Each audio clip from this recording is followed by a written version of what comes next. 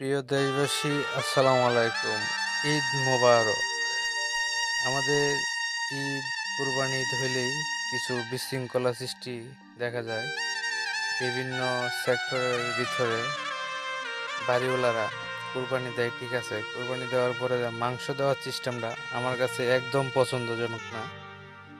ওই যে দেখেন, ওই বিল্ডিং এর নিচে মাংস দিচ্ছে 1 পিস 2 পিস করে দিয়া একটা ঝগড়ার সৃষ্টি হয়ে গেছে। ওই যে দেখেন, একটা বাইরে কেমন করে মারতেছে। আরে মারামারি যদি হয় ঈদের দিন, তাহলে কুরবানির তো হয় একমাত্র মানুষের জন্য। কুরবানি দেওয়া হয় একমাত্র মানুষের জন্য। ঈদের দিন একটা আনন্দের দিন, ওর দিন যদি মাংস নিয়ে যদি মারামারি লাগে, যদি ঝগড়াঝাটি হয়, একজন আরেকজনের মাইরিয়া মাথা মতো যদি ফাড়ায় আলায়, এটা কেমন করে হয়?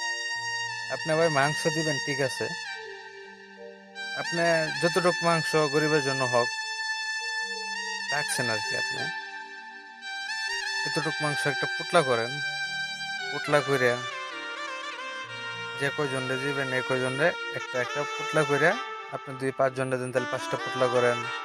তারপর যদি 10 জনরে দেন 10টা পুতলা করেন, 20 জনরে দিলে 20টা পুতলা করেন। পুতলা করে আপনি 20টা পুতলা হইলে আসেন, নিচে আসেন, নিচে এসে 20টা পুতলা করে গেট খুলে 20 জন লোক ভিতরে ঢোকান। ঢুকায় বাস আপনি 20 জনরে দিয়ে দেন, তাইলে তো এরকম মারামারি হয় না। আরে ভাই, কুরবানি দেন, কুরবানি মাংস কেমনে দিতে হয় এটা শিখেন, আমাদের কাছ থেকে শিখেন, ভালো করে শিখেন। মানুষের লোভ দেখানো মাংস দিয়ে লাভ নাই।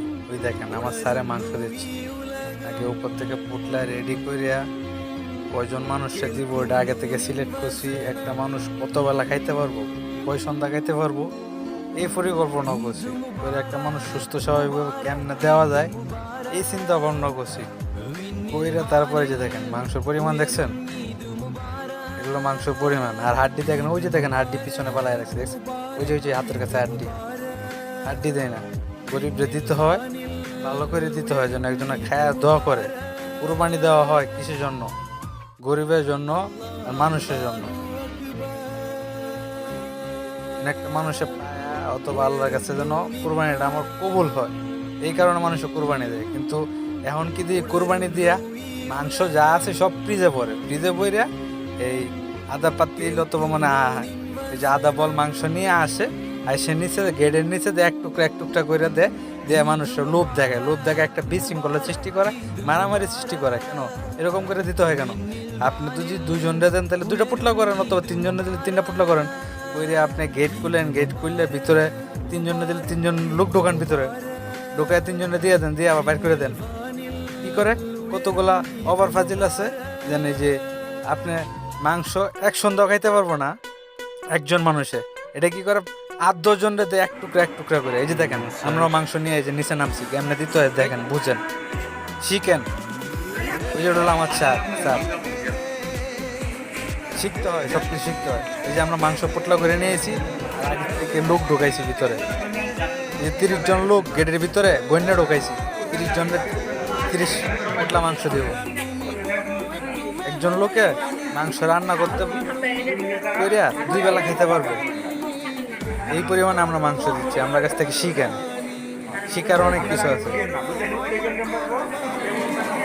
মাংস মানুষ নিয়ে, গরিব নিয়ে খেলাধুলা করে, লোক দেখানো, মাংস দেয়।